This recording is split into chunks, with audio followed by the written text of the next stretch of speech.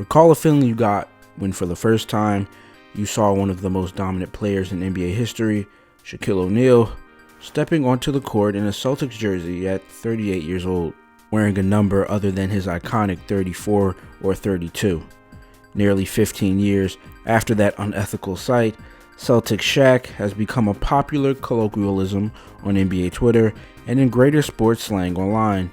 It's used to describe those strange final chapters in a star's career, when they're a shadow of their former selves, playing for an unexpected team, often with a different number. It's the label fans use when a player, once a powerhouse, is clearly past their prime and keeps playing. This occurrence is present in most sports, including other popular pastimes in the US like football and baseball. However, it has become particularly prominent in the NBA, as we have seen both a record level of player movement and a breakthrough in physical maintenance that has allowed players to extend their careers to the farthest extent. Of course, the boundary-breaking longevity we've seen in players doesn't directly correlate to NBA icons turning into journeymen. Players like Kobe Bryant and Dirk Nowitzki spent 2 decades playing in the association and wore the same colors the entire time. But this slang evokes infamous examples like Paul Pierce in an LA Clippers jersey or Patrick Ewing with the Seattle Supersonics. More recently, we've seen similar situations with players like Carmelo Anthony on the Lakers or Dwight Howard's brief return with the 76ers. Today's Celtics Shaq spotlight would likely go to a player like Chris Paul donning a Spurs jersey or Kyle Lowry with his hometown Sixers in year 19. While these images have always stayed in the minds of basketball fans and are always good for a remember when post or even a meme, I think it would be interesting to dive into some of these instances in recent history briefly, both to better contextualize and understand the snapshot of the NBA and that player's career, and to see how washed exactly the player was for that team. Just for the sake of this video's length, I picked 10 players that I believe in the past 30 years have had the most important stages in the development of the Celtics Shaq phenomenon. Without further ado, let's get into the names. A fair player to start with, while still keeping the analysis relatively modern, is Robert Parrish. Also known as the Chief, Parrish had an extraordinary NBA career, marked by his record-setting longevity and consistent, impactful play. He built a reputation as one of the league's most durable and resilient players, spending the majority of his career with the Boston Celtics, where he formed the legendary Big Three alongside Larry Bird and Kevin McHale. Parrish helped lead the Celtics to 3 NBA titles in the 80s and was a 9-time All-Star. Known for his defensive presence, rebounding, and smooth mid-range shot, Slim was an essential figure in the Celtics' success throughout the decade. His career longevity turned historic as he continued to remain in the league into his 40s, setting a then record for most games played in NBA history. The telltale signs of his record-breaking durability were there, as he was still a double-double contributor in his final 5 seasons in Boston, despite being on the other side of 35. Most notably, an all-star season at the age of 37, where he averaged nearly 15 and 11. In his twilight seasons, he joined the Charlotte Hornets from 1994 to 1996, where he provided veteran leadership to a young team and continued to contribute off the bench. Parrish became the first player to play more than 20 seasons in the NBA when he suited up for the Bulls in 1996 at 43 years old, leading the legend to win his 4th NBA championship as a reserve alongside Michael Jordan and Scottie Pippen. He retired as one of the oldest and most durable players in league history, cementing his legacy with 1,611 regular season games played, a record that still stands to this day. Dominique Wilkins, the human highlight film, had an illustrious NBA career defined by explosive scoring, athleticism, and show-stopping dunks, and Neek has been since remembered as one of the defining players of the NBA during its Revolution era. Drafted by the Atlanta Hawks in 1982, Wilkins became a superstar with the franchise, earning 9 All-Star selections and finishing as the Hawks' all-time leading scorer. However, in 1992, Wilkins suffered a devastating Achilles tendon tear, an injury that often ended careers at that time. Remarkably, he bounced back and returned to elite form, averaging nearly 30 points per game the next season. In 1994, the Hawks traded Wilkins to the LA Clippers, ending his 12-year run with Atlanta. He played 25 games with the Clippers, where he continued to put up superstar numbers, averaging 29 points per game in Los Angeles. The following year, he signed with the Boston Celtics, though his role and scoring output were reduced. After a short stint in Boston, Wilkins chose to play overseas with Panathinaikos in Greece for the 1995-96 season. He found great success there, leading the team to a EuroLeague championship and earning the Finals MVP award, showing that he could still dominate internationally. Wilkins returned to the NBA in 1996 with the San Antonio Spurs, where he still played a supporting role, putting up 18 a night. Despite poor efficiency due to age, he still finished in the top 7 for Sixth Man of the Year honors. Wilkins then briefly joined the Orlando Magic for his final NBA season in 1998, where he teamed up with his younger brother Gerald. While his NBA career would finish without any championship success in the league, the fact that Neek bounced back from a ruptured Achilles to still put up 30 the following year and then become a legend in Greece exemplifies resilience and adaptability that he had after his historic run in Atlanta. He retired with over 26,000 points, earning a place in the Hall of Fame, solidifying his legacy as one of the game's greatest scorers and most electrifying athletes. The Dream, Hakeem Olajuwon, is one of the league's greatest centers, celebrated for his exceptional footwork, defensive prowess, and of course, the Dream Shake. Over an 18-year career, Olajuwon became the face of the Houston Rockets, who drafted him first overall in 1984, even ahead of Michael Jordan. He led Houston to back-to-back NBA titles in 1994 and 1995 in Jordan's absence, earning Finals MVP honors both times. Olajuwon was also a 12-time All-Star, a 2-time DPOY, and remains one of the all-time leaders in blocks and rebounds. However, as Olajuwon aged and injuries began to slow him down, his role and relationship with the Rockets grew complicated. By the late 90s, the Rockets were transitioning into a rebuild, and Olajuwon's desire for a larger role on a competitive team conflicted with the organization's plans. Contract disputes and disagreements over playing time further strained his relationship with Houston. In 2001, after nearly 2 decades with the Rockets, Olajuwon requested a trade, feeling that he could still contribute meaningfully as a starter. The Rockets eventually traded Hakeem to the Toronto Raptors for draft picks, allowing him to play one final season in the NBA. Though his time with the Raptors was brief and marred by injuries, seeing Olajuwon in a Toronto uniform became one of the NBA's most surreal twilight chapter moments. He retired after that one season, leaving a legacy as one of the greatest centers in league history and the heart and soul of Houston basketball. But having that backbone, the greatest Rocket to ever play, suit up for another franchise, let alone an expansion team that was only 5 seasons old at the time, was a massive error and mismanagement that should have never happened in the first place. Michael Jordan's career is widely celebrated as the greatest in NBA history. Known for his scoring prowess, athleticism, and fierce competitiveness, Jordan led the domain expansion of the NBA in the 90s, as well as the Chicago Bulls, to 6 NBA championships, and was named Finals MVP each and every time. He earned 5 regular season MVPs, 10 scoring titles, and countless All-Star and All-NBA honors, solidifying his legacy as an iconic player. His Air Jordan persona, fueled by unforgettable performances, made him a global superstar and a cultural icon. Jordan first retired in 1993, at the peak of his career, citing exhaustion and a desire to pursue other interests, including a brief stint in minor league baseball.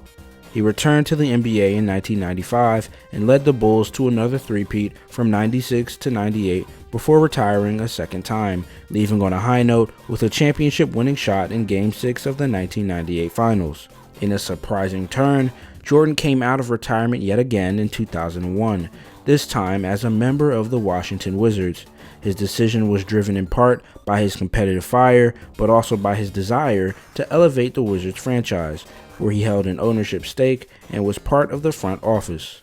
Jordan wanted to contribute to the team both on and off the court, hoping to inspire and mentor younger players. Although he was no longer in his prime, Jordan still displayed flashes of his former dominance, averaging over 20 points per game in his 2 seasons with Washington. However, the Wizards missed the playoffs both years, and Jordan retired for the final time in 2003. His Wizards stint, though not as successful as his Chicago years, showcased his relentless passion for the game and his willingness to compete, even after an already legendary career. That final chapter was one of many instances in Jordan's career that showed his ego and psychotic drive to play basketball. In the eyes of many, MJ had a flawless NBA career, made even more ideal that he spent the entirety of it solely with the Bulls. And the fact that he spoiled that aspect of his legacy to give 2 underwhelming years as he reached 40 years old to a middling team like the Wizards has still rubbed a lot of sports fans the wrong way. Allen Iverson, known as The Answer, had a sensational NBA career defined by his scoring ability, fearless style of play, and cultural impact. Standing at barely 6 feet tall, Iverson was known for his electrifying crossovers, agility, and tenacity, making him one of the most exciting guards in NBA history. Iverson was known for his electrifying crossovers, agility, and tenacity, making him one of the most exciting guards in the NBA. He played the majority of his career with the Philadelphia 76ers, where he won 4 scoring titles, was an 11-time All-Star, and earned the 2001 MVP award before leading the Sixers to the NBA Finals. Iverson's relentless playing style and defiance of convention made him a fan favorite and a style icon, known for popularizing tattoos, cornrows, and baggy clothes in the NBA. In 2006, AI was traded to the Denver Nuggets, where he played alongside Carmelo Anthony and remained a high-scoring force. However, after a little over 2 seasons, he was traded yet again to the Detroit Pistons in 2008, marking the beginning of a turbulent end to his career. Iverson struggled with adjusting to a diminished role and clashed with coaches and management over reduced minutes and expectations to come off of the bench, something he was famously unwilling to accept. After a brief and contentious stint in Detroit, Iverson signed with the Memphis Grizzlies in 2009, but his tenure there only lasted 3 games, as he continued to resist the idea of a bench role. This ongoing tension over playing time and role adjustments made it difficult for Iverson to find stability. In 2009, he returned to the Sixers for a short stint, which is ultimately his final time in the NBA.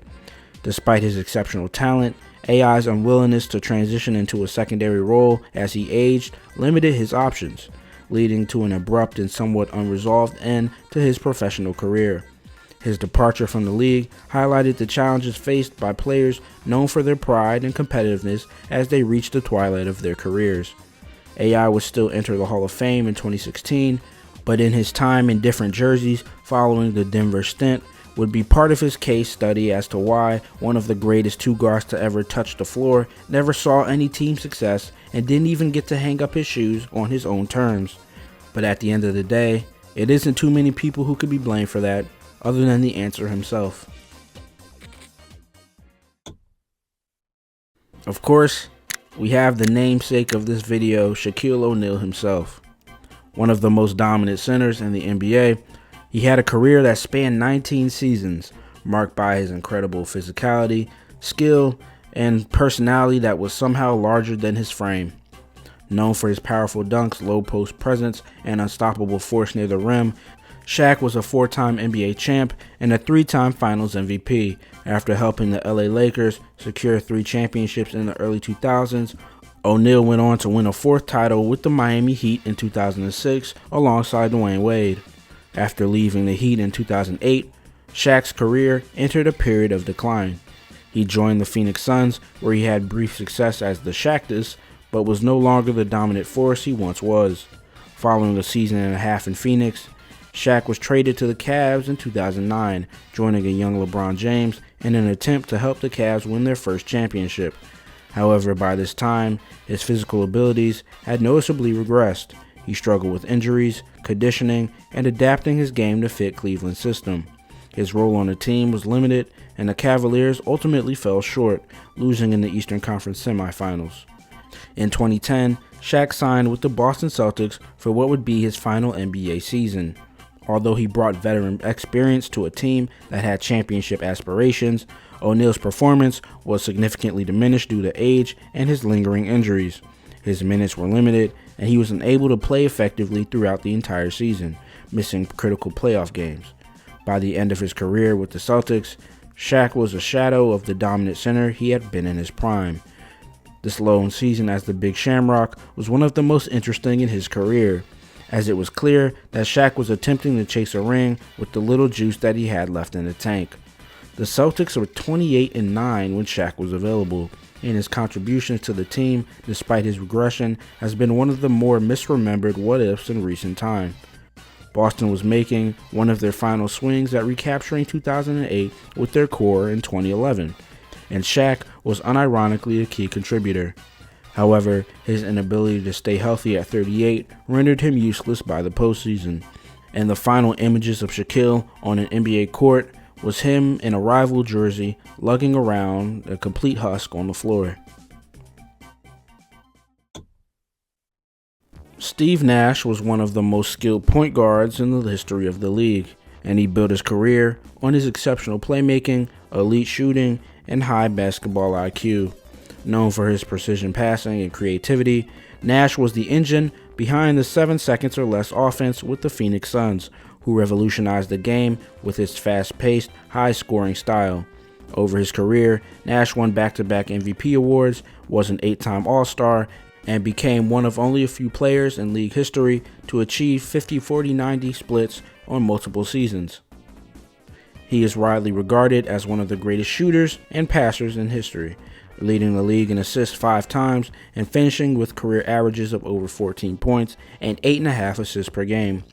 After spending the majority of his career between the Mavs and the Suns, Nash signed with the Los Angeles Lakers in 2012, hoping to help the team contend for another championship alongside stars Kobe Bryant, Dwight Howard, and Pau Gasol.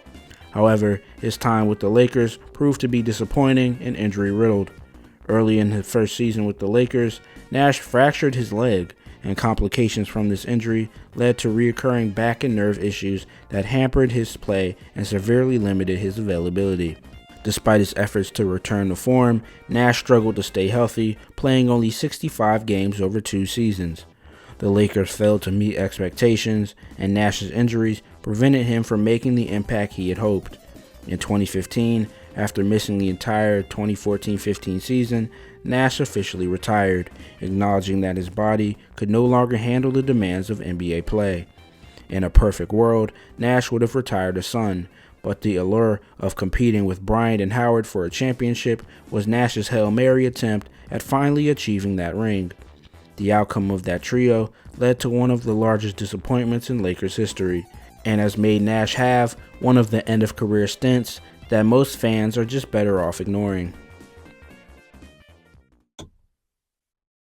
Speaking of not acknowledging stints, next we have Dwayne Wade. The Flash was one of the most accomplished shooting guards that we've ever seen, and he had a legendary career, primarily with the Miami Heat. His explosive athleticism, clutch performances, and all-around skill set helped Wade lead the Heat to 3 NBA titles, earning Finals MVP in 2006. Over his 16-season career, Wade was a 13-time All-Star, a 3-time All-NBA first-team selection, and the league's scoring champion in 2009. His fearless drives to the basket, smooth mid-range game, and leadership made him a symbol of the Heat franchise and one of the league's premier guards throughout the 2000s and the 2010s. Wade's later years saw him transition from being the franchise player to more of a mentor and a role player. Following a saddening dissolvement of relations between Wade and Pat Riley, Wade would depart from Miami after 14 years to play for his hometown Chicago Bulls. That sight of Wade in his lone season at home was a sign of the times, but it was understated due to knowing how important it was for Wade to play for Chicago. However, the real eyesore was his stint with the Cleveland Cavaliers in 2017. Wade joined the Cavs, hoping to contribute alongside LeBron James in pursuit of another championship. However, the partnership didn't work out like it did the first time. Wade struggled to adjust in a diminished role, and the Cavs' struggles with chemistry and consistency during that period didn't help. Wade was often playing off the bench, which was a difficult adjustment for a player used to being the focal point of his team. After just 46 games, Wade was traded back to Miami in February 2018, where he finished out his career ceremonially and right where he belonged. Because of this happy ending for Wade and his synonymity with the Heat franchise, widely regarded as the franchise's greatest player, it has become an inside joke in itself that Dwayne Wade, number 9 for the Cleveland Cavaliers, was a reality that never occurred in the first place. Vince Carter.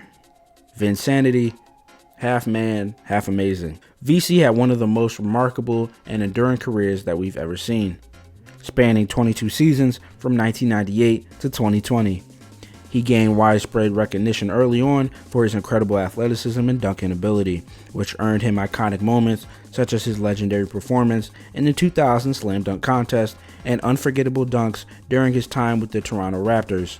Carter's explosive style of play, combined with his scoring ability and basketball IQ, made him one of the most exciting players of his generation. He was also an 8-time All-Star, further cementing his place as one of the era's greats. After his influential tenure with the Raptors ended sourly, Carter continued to rise with the New Jersey Nets, where he helped lead the team to multiple playoff appearances, but blundered in the postseason. However, as his career progressed, Carter's impact began to shift. His time with the Nets marked the transition from being the centerpiece of the offense to becoming a reliable veteran contributor, a role he would embrace in the later stages of his career. As his revered slashing ability regressed with age, his premier outside shooting helped him retain value as a contributor. As he aged, Carter found new iconism in his longevity, playing well into his 40s and becoming a symbol of resilience and adaptability. His ability to extend his career beyond the typical NBA prime was remarkable, making him an inspiring figure for players and fans alike. Following his tenure with the Nets, Carter played for several teams. He joined his home team Orlando Magic in 2009, where he briefly joined on as a key scorer to a team that reached the NBA Finals just the year prior. After his time in Orlando, Carter moved to the Suns in 2010, but struggled to find the same level of impact as he did with his earlier years. His next stop was the Dallas Mavericks, where he played from 2011 to 2014. With the Mavs, Carter reinvented himself as a crucial veteran leader off the bench. His time with the Grizzlies from 2014 to 2017 saw him continue in a similar role, providing that leadership to a team focused on defense and grit, and helping guide the team to the playoffs. Carter's final years in the NBA came with the Kings in 2017 and the Hawks from 2018 to 2020. In Atlanta, Carter made history by becoming the first player to appear in 4 different decades, solidifying his reputation as one of the most enduring athletes in professional sports. His role with the Hawks was largely as a mentor for young players, showcasing his leadership and his IQ, rather than his previous high-flying athleticism. Vince's legacy is one of longevity and adaptability. While he was no longer the explosive dunker, his presence on the court remained valuable due to his experience and ability to transition to different roles over the years. He retired in 2020, leaving behind a lasting mark on the game as a symbol of perseverance and a passion for basketball. His career is a testament to his resilience, having played on the highest level for over 2 decades in an ever-evolving NBA. And he's arguably one of the most interesting case studies in the history of the sport in regards to the evolution of players being able to extend their careers beyond previous markers. Russell Westbrook's career has been defined by his explosive athleticism, relentless energy, and one of the most unique playing styles that's ever graced the NBA. A former MVP from 2017, Westbrook made a name for himself with the OKC Thunder, where he spent the majority of his career. After his time with the Thunder, he played for the Houston Rockets with former teammate James Harden, and then had a brief and notable stint with the Washington Wizards during the 2020-2021 season. In DC, Westbrook proved to still have the MVP skill to average a triple-double and help lead the Wizards to the playoffs. However, his time with the Wizards was short-lived, as he was then traded to his native Lakers the following year. As his career progressed, Westbrook faced challenges in adjusting to a reduced role, particularly with the Lakers, where his inefficiency and turnovers led to frustrations.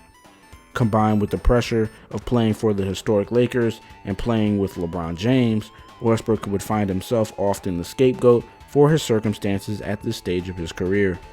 After his time with the Lakers, he found himself with the LA Clippers and is now with the Denver Nuggets in a backup role, illustrating his ongoing struggle to redefine himself in a new phase of his career. Despite his regression, Westbrook's undeniable talent and passion for the game remain evident, though his future in the NBA hinges on his ability to accept a less central role. Even still, it's been rough seeing a player full of fire, a player who was meant to be a Thunder lifer, become a name without a home in the final stages of his NBA Hall of Fame career. With that being said, that was just a couple handfuls of names that I had from the past few decades that I really think heavily influenced this Celtics Shaq era, Celtics Shaq meme, or Celtics Shaq archetype of player that we see people talk about a lot the past few years. And just with that in mind, I just want to say I think it's important to understand we're in this time where player freedom and player and endurance technology have both reached unprecedented levels. And I think we should just normalize the idea that the beloved stars that we grew up watching from this past era, this previous era, these guys that are getting old, they no longer have to stay in one place their entire careers. Times have changed, the money has changed, and sometimes a player who may be in their Celtics Shaq stage of their careers might not even be that washed or declined in value from the days that have placed them in history. But yeah, if you made it to the end of the video, I truly appreciate you. This is kind of a long formatted one. And let me know in the comments who is your most notable Celtics Shaq player that has played for your team. I know for me, we talked about Akeem. If you enjoyed, be sure to leave a like, subscribe to the channel. If you really enjoyed, become a member to the channel today and join the family. And I will see you guys in the next video. Peace.